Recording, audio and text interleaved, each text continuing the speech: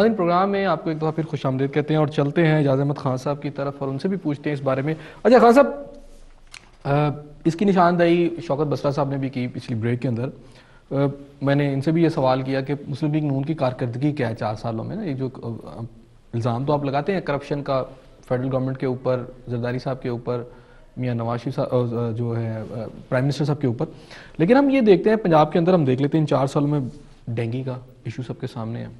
اس کے بعد ابھی پچھلے دنوں پی آئی سی کا ایشو، یعنی خوفناک انداز سے ہلاکتیں ہوئی. تیسری بات یہ ہے کہ پولیس تشدد اور جو بسرا صاحب نے بتائی یہ سارا کچھ یہاں پہ بھی ہے، اور بلکہ وہ ایک گرم شکل میں ہمیں نظر آیا. بہت زیادہ انسانوں کی ہلاکتیں یہاں ہوئی. میاں صاحب نے پریس کانفرنس کی اور سارا الزام لگا دیا کہ جی کوئی فیڈرل کی شخصیت ہے. میں نے وہ ان کی سنی کہ فیڈرل کی کوئی شخصیت ہے. انہوں نے کہا میں خدا کی قسم کھا کے کہتا ہوں وہ شامل ہے. نام نہیں بتایا انہوں نے. ٹھیک ہے، اگر انہیں یہ پتہ ہے نہ تو وہ کسی کو کٹہرے میں آج تک لے کے آئے ہیں اور سارا کچھ پتہ ہے، منسٹری ان کے پاس ہے، اور آج بھی جب بہت پریشر بھی آیا تو انہوں نے وہ منسٹری اپنے پاس ہی رکھی ہے، ہیلتھ کی منسٹری. اموات ہو رہی ہیں،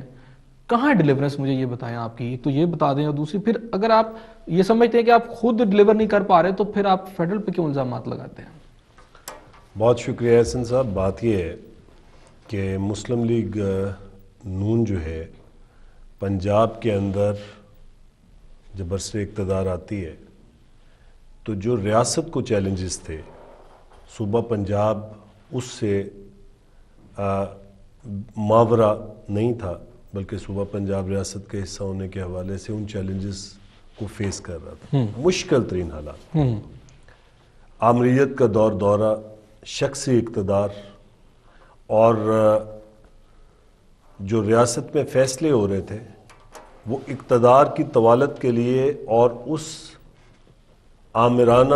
سوچ کی تکمیل کے لیے تھے جس میں عوام کہیں نہیں تھے. اس دوران انتخابات ہوئے اور اس سے پہلے پیپلز پارٹی کے ساتھ اور بہت ساری پارٹیز کے ساتھ جو ہے نا جی ایک سی او ڈی، آپ کو پتہ کانفرنس بھی ہوئی تھی لنڈن میں، اور ایک سی او ڈی سائن ہوئی تھی جس میں ملک کے اندر جمہوریت کو مضبوط کرنے کے لیے اور اس کے ثمرات عوام تک پہنچانے کا عہد کیا تھا پولیٹیکل فورسز نے. بدقسمتی کہیے کہ اس میں اہم سگنیٹری محترمہ بے نظیر بھٹو جو ہے وہ اسیسینیٹ ہو گئی الیکشن پروسیس کے اندر. ٹھیک. اور جو لوگ پیپلز پارٹی کے وارث ٹھہرے، انہوں نے جو پیپلز پارٹی نے انڈرٹیکنگ کی ہوئی تھی مسلم لیگ نون کے ساتھ، اس کو آگے بڑھانے کے بجائے وقت نے یہ ثابت کیا کہ وہ اپنی سوچ اور اپنی روایتی جو امیج ہے اس کو ہی انہوں نے آگے بڑھایا، اور ملک کو جو ایک امید پیدا ہوئی تھی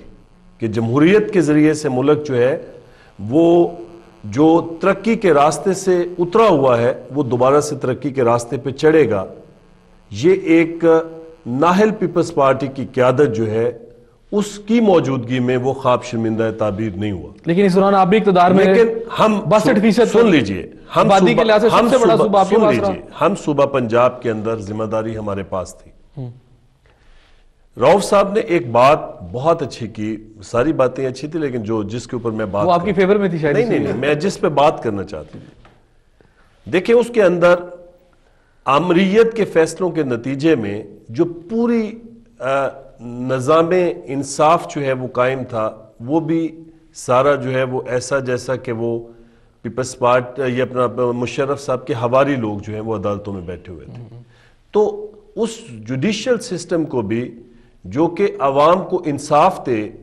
اور اب ایک جو ہے وہ معاشرے کے اندر ایک فعال عدالت جو ہے اس کو بحال کرنے کا ایک بھی ہمارے سامنے موجود تھا، گول جسے اچیو کرنا تھا. لیکن پیپلز پارٹی جو ہے، حالانکہ محترمہ بے نظیر بھٹو یہ کہتی رہیں کہ میں چیف جسٹس کے گھر پہ قومی پرچم لہراؤں گی، لیکن بعد میں وقت نے یہ ثابت کیا کہ انہوں نے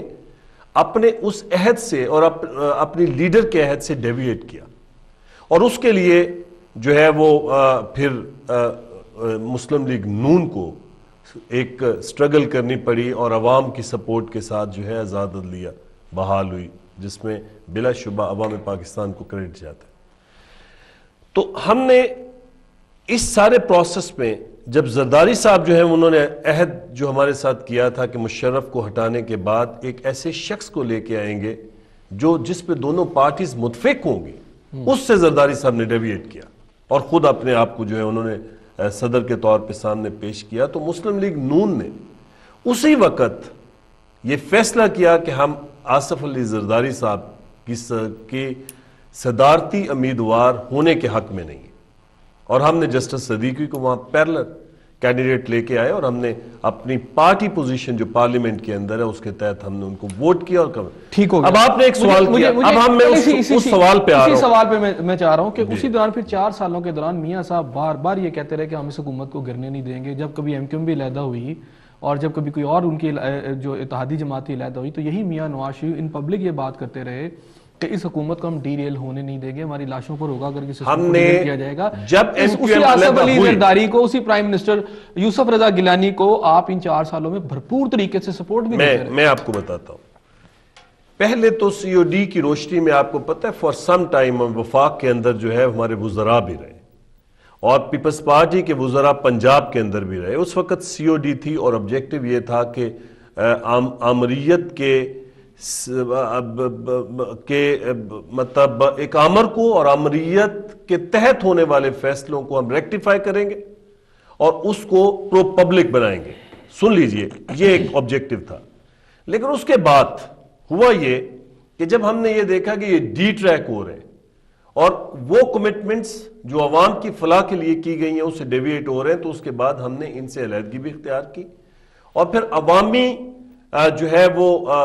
لانگ مارچ کے ذریعے سے آزاد عدلیہ کو بھی بحال کروایا۔ جو بات آپ نے کہی ہے کہ ایم کیو ایم کے علیحدہ ہونے پہ ہم نے کہا کہ ہم ان کو گرنے نہیں دیں گے، یہ بات حقائق کے مطابق، اور ایک دفعہ نہیں کافی دفعہ حقائق کے مطابق، کیوں جی راؤت صاحب کافی دفعہ اس کی سٹیٹمنٹ آتی رہی ہے پرنٹ میڈیا میں بھی۔ سن لیجئے، اس سے پہلے ہم نے کہا تھا، لیکن اس پہ ہم نے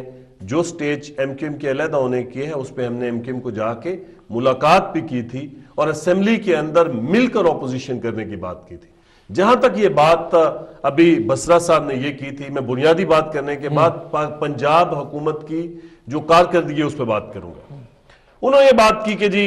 دیکھیں جی ہماری بالکل مسلم لیگ نون کے ساتھ فرینڈلی اپوزیشن نہیں، لیکن جمہوریت کے خلاف مسلم لیگ نون سے سازش کر رہی ہے۔ دیکھیں جو مینیفیسٹو پیپلز پارٹی نے عوام کے سامنے رکھا تھا، کیا وہ آج اس پہ چل رہی ہے؟ اگر وہ نہیں چل رہی آپ کے